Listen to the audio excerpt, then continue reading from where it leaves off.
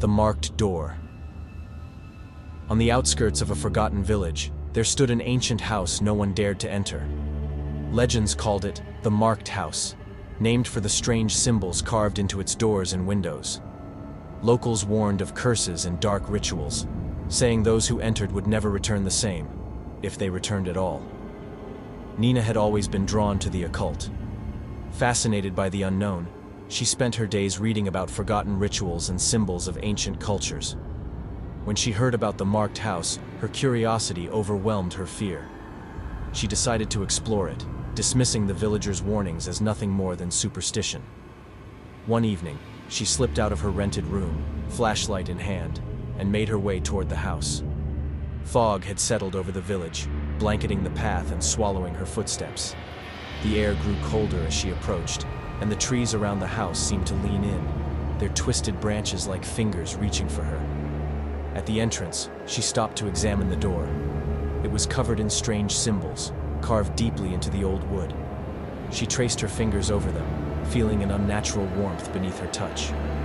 Her stomach churned, a strange sense of unease settling over her, but she shrugged it off and pushed the door open. The air inside was thick, almost suffocating.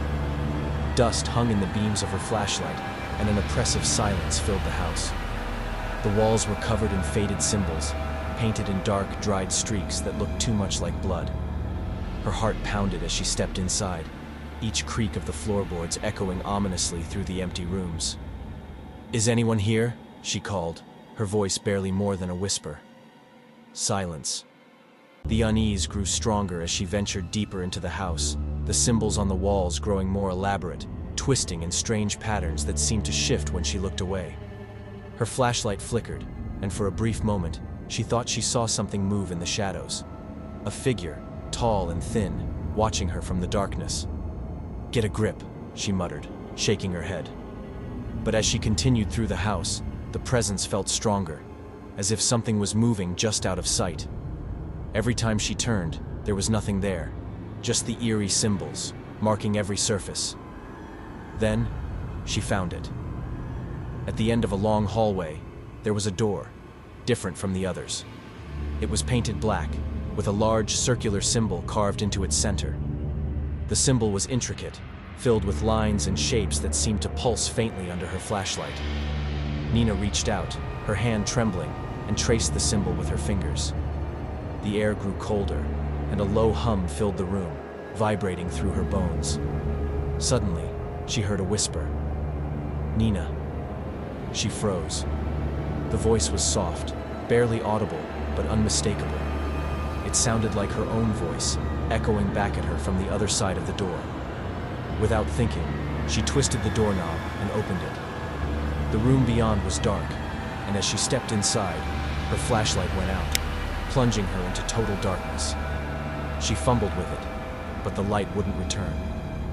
Just as panic set in, a faint glow appeared on the walls, illuminating the room in an eerie, unnatural light. The walls were covered in mirrors, each one cracked and covered in dust, reflecting distorted images of herself. But as she looked closer, she realized the reflections weren't copying her movements. They were moving on their own. One by one, the versions of herself began to turn, their eyes black and hollow, their mouths stretching into wide, unnatural grins. "Who are you?" she whispered, her voice shaking. The reflections all spoke in unison, their voices blending together in a chilling chorus. "We are the ones who came before, those who sought what should not be sought." Nina took a step back, her heart pounding. "What do you mean?" The reflections tilted their heads, their expressions dark and mocking. "You opened the door. The price must be paid." She stumbled back, her hand reaching for the doorknob, but it wouldn't budge. The whispers grew louder, filling her mind with a flood of voices, each one speaking in an ancient language she couldn't understand. Her head throbbed, and a dark feeling began to seep into her mind, filling her with dread. The reflections laughed, the sound echoing around her. "You wanted to know the secrets, Nina. Now you belong to them." In a flash, she felt something cold wrap around her wrist, and when she looked down, she saw that one of the symbols had appeared on her skin, seared into her flesh. It pulsed with a dark energy, sending waves of pain through her body. "No!" she screamed, pulling at the mark, but it wouldn't come off. Her hand seemed to move on its own, tracing the symbol again and again, deeper into her skin, as the reflections watched in silence. The door suddenly swung open behind her, and the voices stopped. The mirrors were empty, her reflections gone. She stumbled out of the room, gasping for breath, clutching her wrist. But as she left the house, she knew something had changed.